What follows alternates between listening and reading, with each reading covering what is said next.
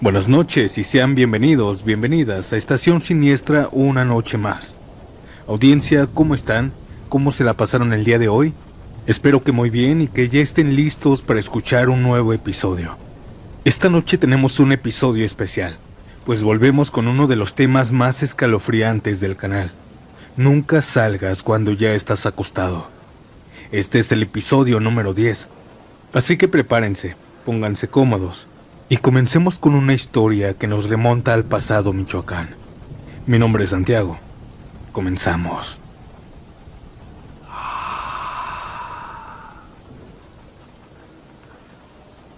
Mi abuelo siempre me dijo que no despertara a nadie en la madrugada. Mi nombre es Mariana. Tengo 31 años y les escribo porque hay algo que mi abuelo vivió y lo marcó para toda su vida. Esto ocurrió hace muchos años, cuando mi abuelo Ernesto tenía poco más de 30 años. Él vivía en un pueblito de Michoacán llamado Tzintzuntzán, cuando el pueblo todavía era más tierra que pavimento, y las noches eran realmente oscuras. Mi abuelo no era hombre de muchas palabras. Era de los hombres de antes, que trabajaban desde temprano con el ganado. Le gustaban los animales, pero había algo que lo apasionaba de verdad: los gallos. Para él era disciplina. Desde joven aprendió a criarlos. Sabía identificar cuál iba a ser el fuerte desde pequeño. Decía que el carácter se le notaba en la forma en la que el animal miraba, en cómo se paraba firmemente frente a otros. Con el tiempo empezó a meterse en el ambiente de las peleas clandestinas. No era como ahora. Se hacían en patios grandes, terrenos, ranchos alejados. Se corría la voz en silencio. En las peleas llegaban hombres de otros pueblos. Habían apuestas fuertes, había respeto. Y poco a poco el nombre de mi abuelo empezó a sonar. Ernesto trae gallos bravos. Ten cuidado con el Colorado de Torres. Ese animal no se raja. Su mejor amigo se llamaba Julián. Se conocían desde niños. Habían crecido en el pueblo, en el campo, entre caballos y polvo. Julián también criaba gallos. Y cuando empezaron a ir juntos a las peleas, se hicieron conocidos como dupla. No hablaban mucho, no presumían, pero ganaban. Ambos tenían gallos bien finos y muy bien entrenados. Durante meses consecutivos los gallos de ellos salían victoriosos. Eso empezó a incomodar a otros, porque en ese ambiente la reputación pesa, y cuando alguien gana seguido despierta orgullo ajeno, envidia. Mi abuelo decía que el ambiente era pesado, pero emocionante. El olor a tierra húmeda mezclado con cerveza, el ruido de las apuestas, el sonido seco de las navajas amarrándose a las patas del gallo, chocando entre sí. Era un mundo de hombres, decía mi abuelo. Pero todo eso se terminó una noche. Esa semana, personas del pueblo organizaron una pelea grande en las afueras. Se decía que la bolsa iba a estar buena. Esa noche habían llegado galleros de Quiroga, de Pátzcuaro, incluso de más lejos. Esa ocasión mi abuelo ensilló su caballo después de cenar. Mi abuela le preguntó si iba a tardar, pero él dijo que nada más un rato iba y ya. Era pasada la medianoche cuando llegó al lugar. El terreno estaba iluminado con focos colgando de cables improvisados. Había polvo flotando en el aire y hombres recargados en camionetas tomando cerveza. Muchos otros estaban agarrando a sus gallos, acariciándolos. Pero algo le llamó la atención. Julián, su amigo, no estaba. Eso era raro, porque cuando había buena apuesta, Julián siempre estaba ahí desde temprano, revisando, observando. Mi abuelo lo buscó por todo el lugar, pero no lo encontró. Ahí entonces sintió algo, que él mismo describía como inquietud. Pensó que quizá no se había enterado. Pensó que sería injusto que se perdiera la pelea grande. Y sin pensarlo demasiado, decidió ir por él a su casa. Subió de nuevo al caballo y cabalgó hasta la casa de Julián. El trayecto no era largo, era corto, unos 5 minutos. Pero de noche el pueblo era distinto. Solo se escuchaban los cascos del caballo golpeando la tierra. La luna apenas iluminaba los techos de lámina. Cuando llegó a la casa estaba completamente oscura. Julián ya estaba dormido. Mi abuelo gritó su nombre desde afuera, pero no salía. Agarró piedritas y las lanzó al techo.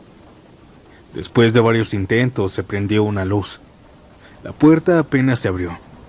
Julián asomó el rostro despeinado y con voz ronca le dijo que qué pasaba. Mi abuelo le dijo que saliera, que se acercara. Ya estando de frente, le dijo que había una pelea de gallos, que la bolsa estaba grande y que chance y ganaba, que hasta habían venido de otros pueblos. Julián negó con la cabeza. Le dijo que ya estaba dormido, que había tenido un día pesado y estaba muy cansado. Pero mi abuelo insistió. Le habló del orgullo, de la oportunidad, de la fama entre los galleros. Le dijo que podía ganar, que esos gallos no se veían tan bravos. Le dijo que no todos los días se presentaba algo así. Después de unos minutos pensando, Julián suspiró. «Déjame agarrar el gallo», le dijo. Entró, se puso un suéter, tomó su mejor ejemplar, lo envolvió con cuidado y se montó con mi abuelo. Regresaron al terreno. La noche ya estaba más pesada, más alcohol, más apuestas. Mi abuelo fue uno de los primeros y perdió. Dice que no llevó su gallo más fino. Se confió. Estuvieron viendo otras peleas y tomando cerveza, hasta cuando por fin le tocó al turno de Julián. Le tocó contra un hombre de Quiroga, un tipo alto, ya medio tomado. Amarraron las navajas a los gallos, revisaron las patas y los soltaron en el cuadro. Los gallos chocaron con violencia. Tuvieron que separarlos varias veces, había sangre en las plumas, el polvo se levantaba. Había gente gritando. Hasta que finalmente el gallo de Julián ganó, otra vez.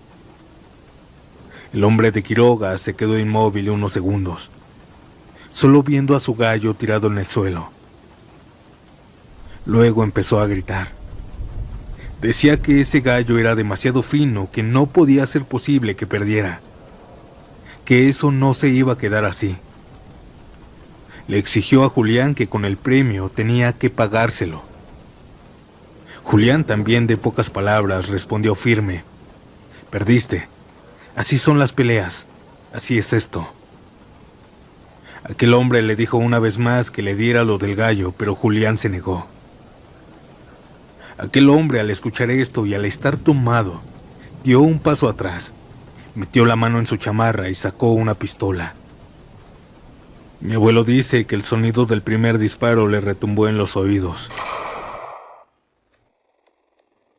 Julián recibió el impacto en el pecho, luego otro y otro. Cayó al suelo con el gallo todavía moviéndose entre sus manos. Alguien del pueblo también desenfundó una pistola y le disparó al hombre de Quiroga. En segundos, él también estaba en el suelo. Todos se quedaron en silencio, solo el polvo flotando y dos cuerpos tendidos en el suelo. Mi abuelo se quedó paralizado. Intentó ayudar a su amigo, pero él ya no reaccionaba. Dice que lo único que pensaba era, si tan solo no hubiera ido a despertarlo, él aún seguiría con vida. Julián estaba dormido, seguro, en su cama. Pero yo lo saqué y nunca volvió. Desde esa noche mi abuelo siempre se sintió culpable de la muerte de su mejor amigo. Y nunca, nunca más volvió a insistirle a nadie que saliera en la madrugada.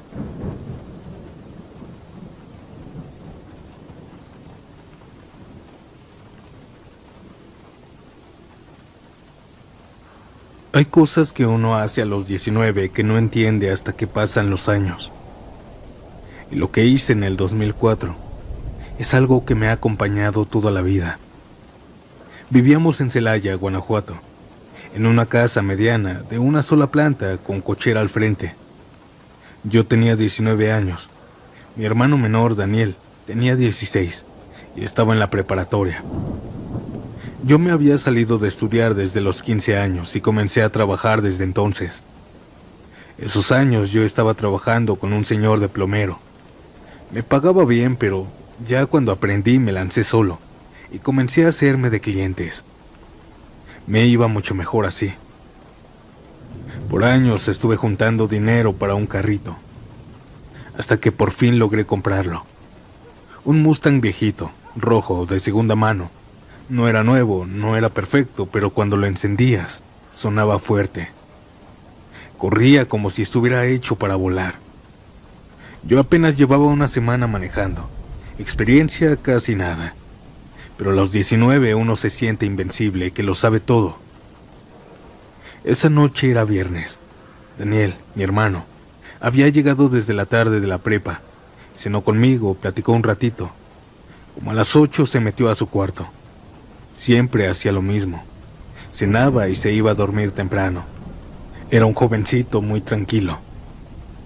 Yo me quedé despierto en la sala viendo televisión, pues mis papás trabajaban de noche, así que yo era el responsable de la casa. Cerca de las 12:20 de la madrugada tocaron el claxon afuera. Eran mis amigos. Ya sabían que había comprado el Mustang y querían verlo correr. Salí y uno de ellos me gritó: «Sácalo, vamos a dar una vuelta», me dijeron. Miré la hora, ya era más de medianoche. La colonia estaba en silencio, perfecto para unos arrancones con mis amigos. Y entonces pensé en Daniel. No sé por qué. Tal vez porque él había sido el más emocionado cuando fui a verlo por primera vez. Tal vez porque quería que estuviera ahí cuando lo caláramos bien. Entré a la casa, caminé hasta su cuarto. La puerta estaba cerrada, la abrí despacito. La luz amarilla de su lámpara le daba en la cara. Él estaba profundamente dormido. Me quedé mirándolo unos segundos, dudando en despertarlo o no. Hubo un momento pequeño donde pensé en dejarlo, pero no lo hice. «Mañana no tiene clases», dije. «Dani», le dije en voz baja. «Hey, Dani». Se movió apenas. Cuando despertó bien, le dije que fuéramos a dar una vuelta en el Mustang. Él se quedó callado, con apenas los ojos abiertos. Después me dijo que no, que tenía sueño. «Ándale, nomás una vuelta, mis amigos ya están aquí afuera», suspiró. Se sentó en la orilla de la cama, se puso los tenis sin decir nada y salimos. El aire de la madrugada era frío y tranquilo. Nos subimos, encendí el motor. Ese sonido ronco me llenó el pecho. Salimos despacio del fraccionamiento, pero al llegar a la avenida principal aceleré. No habían carros, la calle estaba vacía. Yo quería que Daniel sintiera la fuerza del motor. «¿Escuchas eso?», le dije. Él sonrió leve. Seguía acelerando. El Mustang respondía fuerte, pero yo no sabía controlarlo bien. Mis amigos y yo estuvimos jugando en la carretera. Salimos a una autopista donde igual estaba sola. Ahí nos posicionamos para hacer unos arrancones y comenzamos la carrera. A lo lejos había una curva ligera, nada peligrosa si vas a una velocidad normal. Pero nosotros no íbamos normal, íbamos demasiado rápido. Intenté girar, pero íbamos muy fuerte. La curva me ganó. Intenté frenar, sentí como la parte de atrás del carro se fue. El volante comenzó a vibrar, las llantas chillaron, y en segundos perdí el control absoluto. Me salí de la curva violentamente y choqué fuerte contra un poste. El sonido del metal doblándose, el cinturón apretándome el pecho, un zumbido en los oídos después. Volteé asustado, pues todo el impacto se lo había llevado del lado del copiloto. Ahí vi a mi hermano, lleno de sangre. «Hey, Dani», no respondió. «Dani, por favor, respóndeme, dime algo». No se movía. Intenté tocarlo, pero había mucha sangre en su frente. No recuerdo bien cómo llegaron las patrullas. Mis amigos habían visto el choque desde atrás. La ambulancia llegó rápido. En el hospital me dijeron que yo tenía golpes y fracturas, pero que mi hermano no había sobrevivido al impacto. Él tenía 16 años y estaba dormido cuando yo decidí despertarlo. Han pasado 22 años, tengo 41 y todavía tengo pesadillas con eso. Sueño a diario lo que me dijo. Dijo que se quería quedar, que tenía sueño. Recuerdo todavía que dudé, y aún así insistí. Si lo hubiera dejado acostado, hoy tendría 38 años. Tal vez tendría hijos, tal vez seguiría aquí. Desde esa noche entendí algo que nadie me enseñó antes. Hay momentos en los que estar en tu cama es estar protegido. Y al salir, rompes algo que no ves. Audiencia, si ya están acostados, no salgan.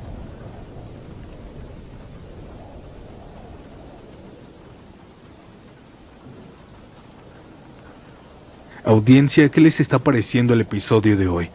Dejen su like y si les gustaría más seguido este tema, déjamelo saber en los comentarios. Y también comenta desde qué parte del mundo y a qué hora escuchas estos relatos. Ahora no los interrumpo más y continuemos con la siguiente historia.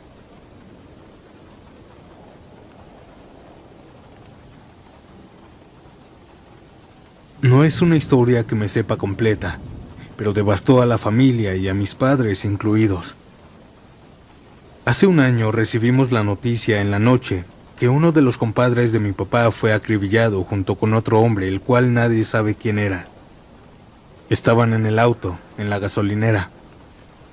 Al compadre de mis papás le habían dado un tiro en la cabeza y se veían signos de violencia. Y el otro hombre a su lado también ya estaba sin vida. Pero decían que antes de eso, el compadre ya estaba acostado a punto de dormir con su esposa. Hasta que dentro de poco recibió una llamada de un hombre pidiéndole que si lo podía ir a recoger, porque al parecer lo habían golpeado. Según la esposa del señor dijo que sonaba medio desesperado aquel hombre. Él aceptó ir a recoger al hombre. Su esposa le dijo que ya era muy noche, que no fuera, o sino que ella lo acompañaba. Pero el compadre se negó y le dijo que mejor se quedara a descansar, que volvía rápido. Pasaron las horas y la señora vio que su esposo no volvía. Lo llamaba y llamaba, pero él ya no contestaba. Hasta que le dieron la noticia de que su esposo estaba muerto. Te cuento esta historia porque hace poco vi tu video de nunca salgas cuando ya estás acostado. Buenas noches, audiencia.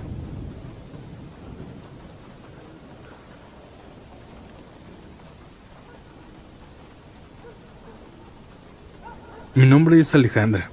Tengo 29 años y les escribo desde la Ciudad de México. Hay una frase que he escuchado mucho estos años. Si ya estás acostado, mejor no salgas.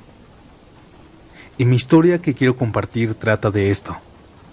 Esto pasó cuando yo tenía 16 años. Mi mamá es de un pueblito pequeño, pero prefiero no decir el lugar porque hasta la fecha nadie de mi familia cercana sabe lo que ocurrió. Pero en ese pueblo hay un río algo grande. Cada cierto tiempo íbamos a visitar a mis abuelos. Yo crecí en la ciudad, así que para mí el pueblo era aventura. El aire olía distinto, las noches eran más oscuras, se escuchaban grillos y cuando íbamos al río el sonido del agua me relajaba. Ese fin de semana llegamos como a las 11 de la mañana. Saludamos a todos, tíos, primos, primas, abuelos. Mi abuelita nos recibió con comida. Mi abuelo estaba sentado en una silla de madera, como siempre, con su sombrero colgado detrás.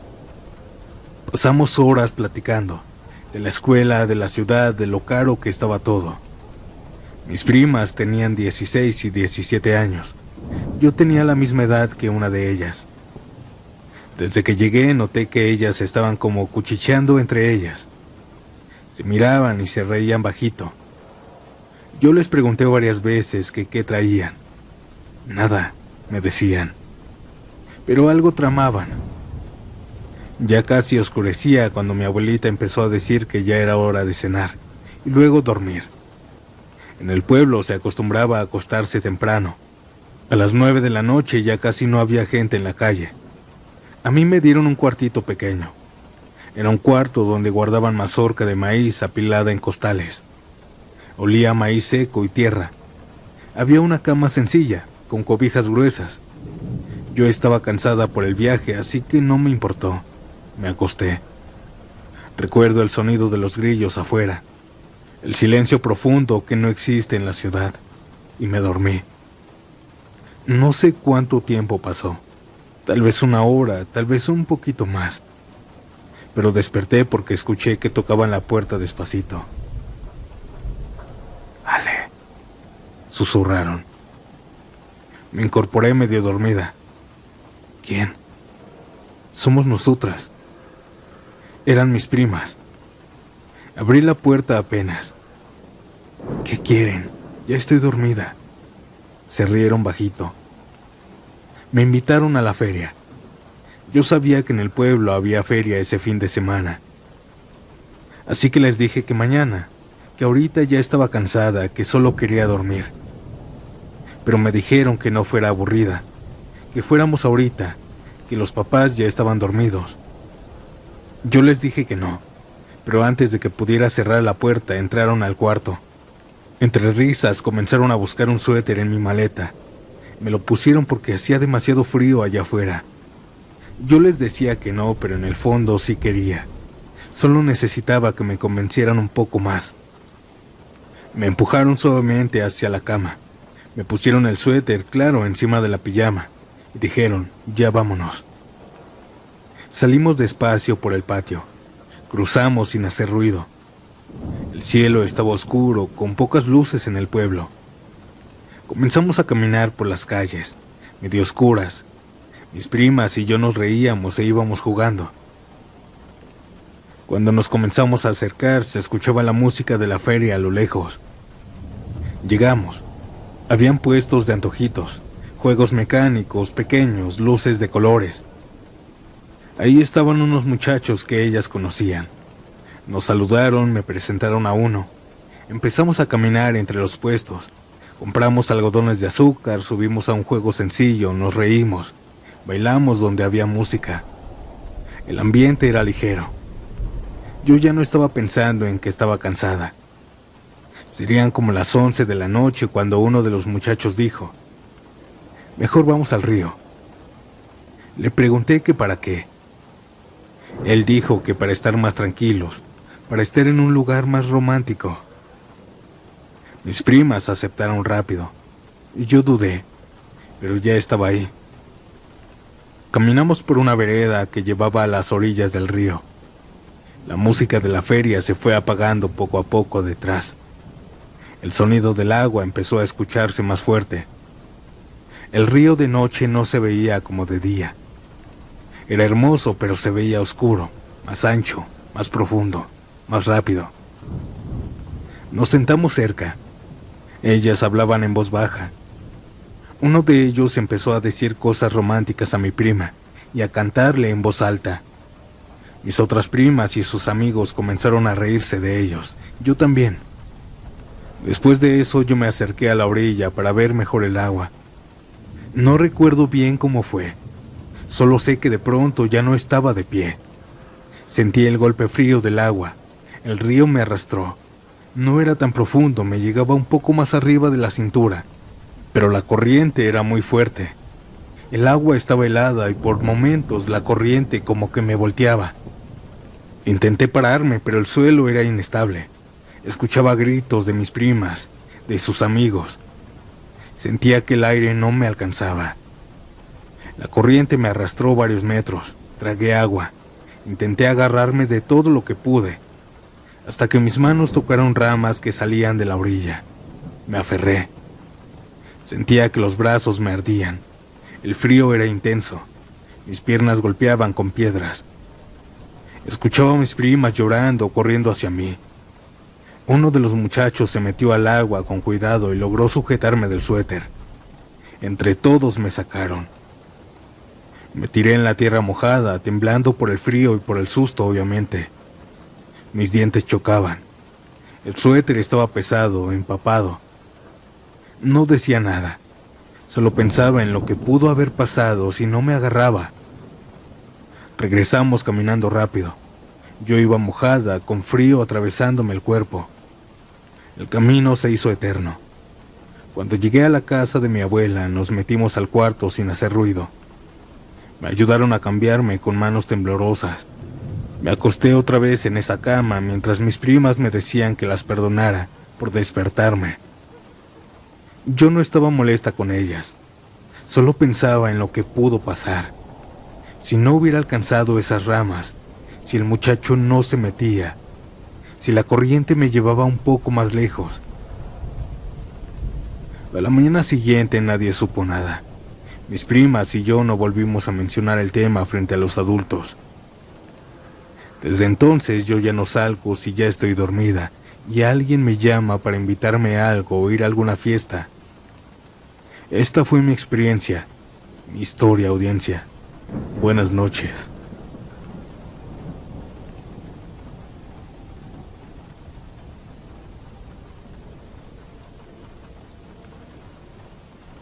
Buenas noches, audiencia. Mi nombre es Luis. Tengo 32 años y lo que voy a contar ocurrió en el año 2015, cuando apenas tenía unos meses de haberme juntado con quien en ese entonces era mi pareja. Digámosle Carolina. Vivíamos en un pequeño departamento en Ecatepec. 2 cuartos, una sala reducida y una cocina apenas separada por una barra. Desde hace semanas atrás, Carolina estaba distinta, insoportable.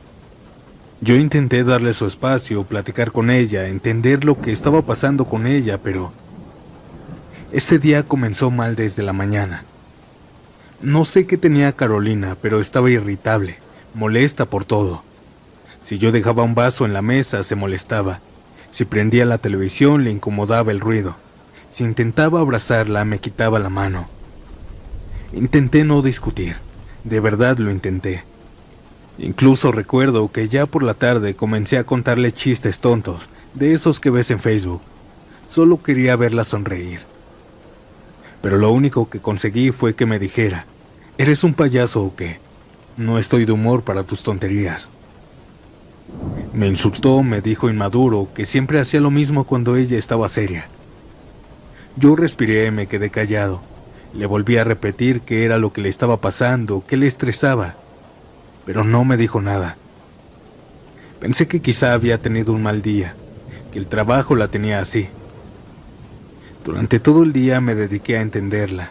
No le respondí mal, no levanté la voz. Solo veía su molestia y trataba de no empeorarlo. Llegó la noche. Cenamos en silencio. Nos acostamos cerca de las 10 de la noche, la luz apagada, el ventilador encendido porque hacía calor. Yo me quedé profundamente dormido. Serían quizá la 1 o las 2 de la mañana, cuando escuché su voz, molesta, gritándome: «Luis, muévete». Me acomodé, pero eso no fue suficiente. Me dijo que por mí le estaba dando mucho calor, que me largara a dormir al sillón. Me empezó a decir de cosas y hasta insultarme. Eso no sé por qué, pero ahí sentí que algo me cruzó por dentro. Todo el día aguantando, todo el día intentando entenderla, y ahora que me sacara de mi propia cama, le dije que no exagerara, que si tenía calor, que ella se fuera a dormir al sillón, que me dejara en paz. Pero ella empezó a gritar, que no podía dormir conmigo ahí, que era un estorbo, que mejor me fuera. Comenzamos a discutir. No recuerdo exactamente qué palabras usamos, pero sí recuerdo el tono. Ya no era solo molestia, era enojo. Después de varios minutos me levanté. Me puse los tenis sin hacer ruido fuerte, tomé mi cartera y le dije: «Voy a salir». Ella respondió algo como «haz lo que quieras». Era de madrugada. Yo quería salir a comprar unos cigarrillos a una vinatería que estaba algo lejos de mi casa, pero era la única que estaba abierta las 24 horas del día. Recuerdo perfectamente que al abrir la puerta del departamento, sentí algo raro, como una espinita en el pecho, una vocecita que decía: «Ya es tarde, quédate». Pero el orgullo pudo más. La avenida estaba casi vacía. Yo iba molesto, pero también pensativo. Mientras caminaba me preguntaba si estaba exagerando en salirme, si tal vez debía regresar y ya, pero seguí.